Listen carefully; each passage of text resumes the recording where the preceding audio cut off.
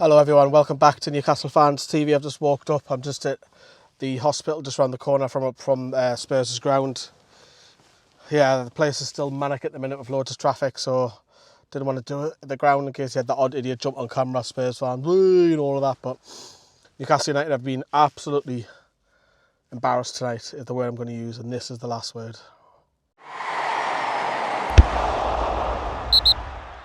Newcastle have absolutely been embarrassed today. We'll talk about that in a second, and also the amount of cooperative people that were in the way end today is appalling.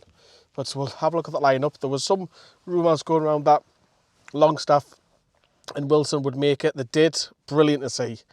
My God, we needed some fresh legs. And look, this will help us in the next few games coming up, having those two lads back. They might even start on Wednesday, but yeah, great to see. And there was some rumours about Jamal Lascelles not going to make it, but he was.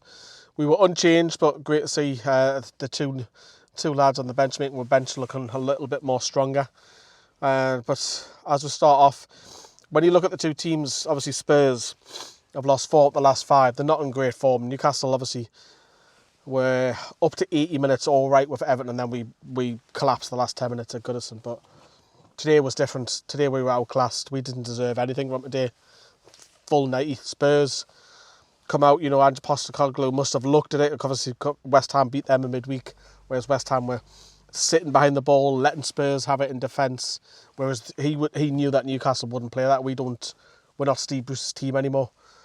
So they were high pressing us, and honestly, we couldn't cope. The amount of times they were high pressing right up, they had 4 of them right up against our defence constantly. We couldn't cope, and the clear tactic was get the ball out wide and drill it low. That's where obviously the first 2 goals come from, and the second goal is a carbon copy. I think Bruno is not marking one of his man on one of the goals. I can't remember which one it was. Obviously, it's fresh for me. I've only just come out. Second goal's Puart's marking again. It's Trippier who's at fault. The ball's cut back and it's free. So yeah, it's the second goal in particular. We could have done a lot better staying in the game, because the longer it stays 1-0, the more chances that you've gotten. We had at the start of the game, we had the Bruno outside the boot just go wide. Miggy was tame, his effort as well. Really poor. Really, really poor, and sloppiness, and you can talk about tiredness and what have you, but can you? Because these are professional footballers, and I know that Eddie Howe hasn't been drilling them hard because of the injuries and stuff, but I just thought we outclassed today. I'm not going to put tiredness down to an excuse. I thought Spurs deserved it. We were outfought. And we got it in half-time. We're thinking, right, okay, it's going to be a different side that come second half. It's got to be. Can it get any worse? I even say that on the vlog. I can't get any worse than it is. There was a bit of a spell where in the start of the second half, we were getting the ball out wide, and again, just in the final third, similar to Goodison, there's something wasn't there for me. Obviously, I would like to see Isak getting in the game a lot more. Just didn't see enough of him. I know he was pushed out wide for a spell when Gordon went up top. But having said that, though, Isak's just come back from an injury. He's been asked to start 4 or 5 games in a row. Normally, probably Eddie Howe will probably want to bet him in. But we don't have the luxury to do that. We do now with 2 of the lads coming back, and hopefully some more in the next couple of games. But as soon as it gets 3-0, it's game hour. And for me, Nick Pope doesn't hesitate. And this is the slight difference. I'm not going to blame Dubravka why we lost, because the third goal, it probably kills any hope of getting back into the game. But I think we would have lost anyway. But for me, Nick Pope is the complete opposite. Dubravka comes out, he hesitates, he stops, and then he goes. Nick Pope just comes flying out. Now, we are worried about Nick Pope when he does it. We've seen it. We're like, whoa. We've seen it with, obviously, the red card last season. But Nick Pope doesn't hesitate. Nick Pope stops that ball. It's a ball come from the right. Dubravka hesitates, and it's poor goalkeeping. Newcastle are now 3-0 down. The game is dead and buried. Really, really frustrated. I think I'm frustrated because there's 2 things which I'll come on to later. Substitutions, great to see Callum Wilson back. Great to see Sean Longstaff back. Look, they weren't going to change the game. I knew that, obviously, but we made 5 substitutions. 5 for a change. Lewis Hall, remember him? He got some minutes. don't know what the contract stipulation is, if there is any in his contract that he cannot play, because he hasn't been used the last few games. But 4-0 penalty. Dubravka brings down Son. It was Son, I think.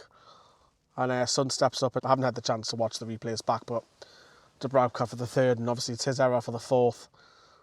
If Pope was in for the fourth, would he do any? I don't know.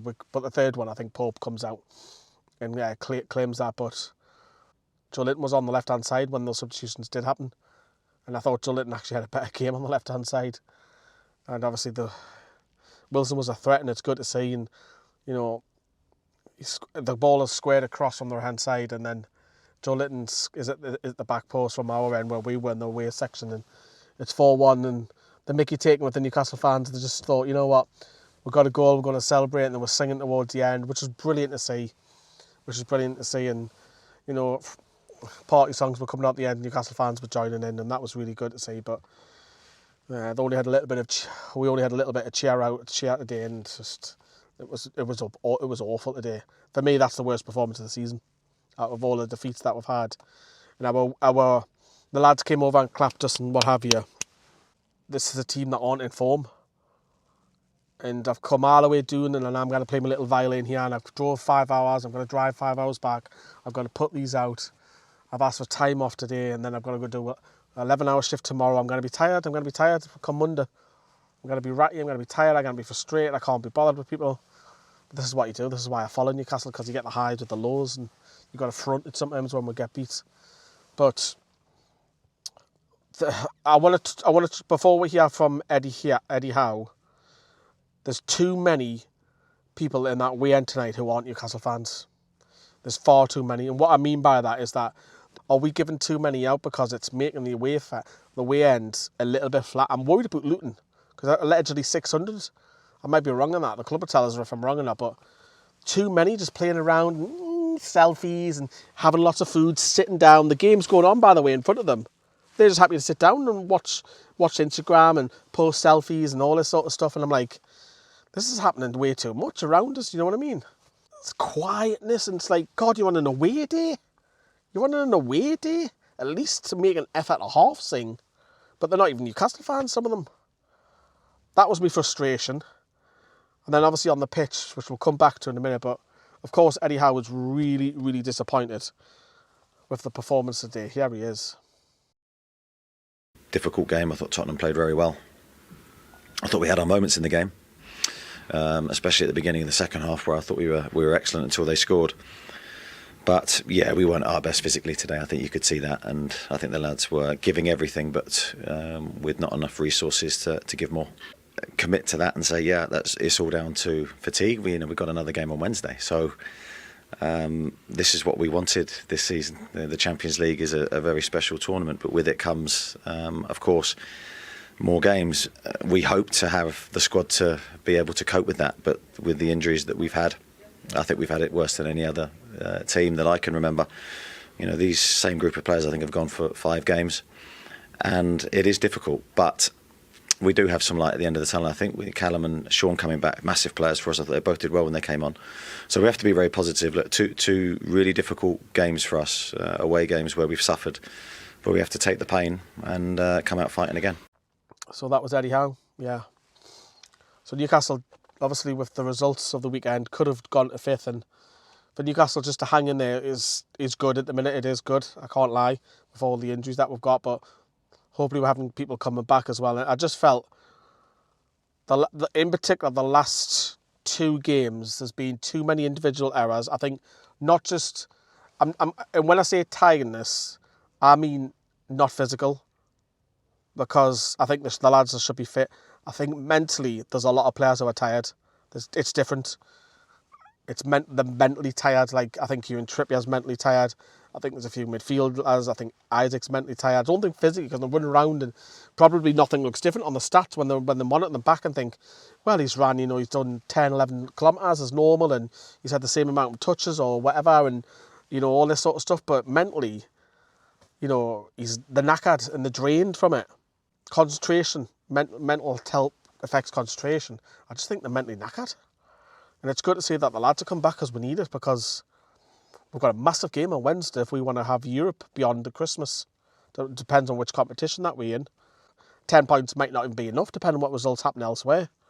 And you've got to look at the bigger picture. Of course you do. You've got to look at it and think, look how far we've come, of course. Look at all the injuries, of course. You do, but we live as a channel a game-by-game situation. And tonight, for me, that wasn't good enough. That wasn't. And it's not often I say that. And I know then you've got the too many injuries, too many games happening at once. Yes, I get that as well. But that, for me, I expected more tonight. I did, and I'm pretty down about it. I'm pretty upset about it. I'm deflated about it. it wasn't there for me tonight. And credit to Spurs, because I thought this is the team that we can get at the night. And they deserved it. The high press, and they were fantastic. In the press, they were brilliant. Clear tactic, and they deserved the win. I can't deny that. Brilliant by Spurs. And if Richarlison's scoring 2 past you, there's something wrong for you. Do you know what I mean? The lad's awful. I don't know how he plays for Brazil, but it's just awful. There's too many players net knackered. And look, I understand it, I do. And hopefully we'll freshen it up for Milan on Wednesday. I think, can Callum Wilson play now? Can Sean Longstaff? Have got anybody else coming back? Hopefully are close by, even if they can sit on the bench. The bench was much stronger. You only had one kid on this week, which is great, which was, I think it was a Ben Parkinson striker. So we only had one under 21, which was much better, but was still way off. But yeah, it's frustrating. I'd love to know what you're thinking, if you're echoing what I'm saying. Just lots of frustration, and I'll have a lot to think about when I'm getting up the motorway and editing it and looking it back and checking up what everyone is saying on the socials and what have you. But yeah, it is what it is. But anyhow, drop us a like. Stay tuned. Also, the women absolutely smashed Stoke 5-0. Joe was there for us. So if you want to see a positive video in the next 24 hours or so, Joe is going to bring you some unbelievable content. You know he's mad.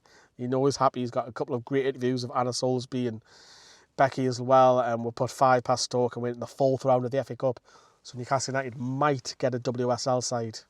That's what Becky wants. That's what I want. Bring it on. Imagine Newcastle United versus Chelsea or an Arsenal or Man City in the women's game. Brilliant. Brilliant for the lasses. But that's it from me. Doing here, it's, what's it called? North Middlesex Hospital, I think it's called. Next to Spurs, North London. But yeah, that's it, everyone. Ta-da.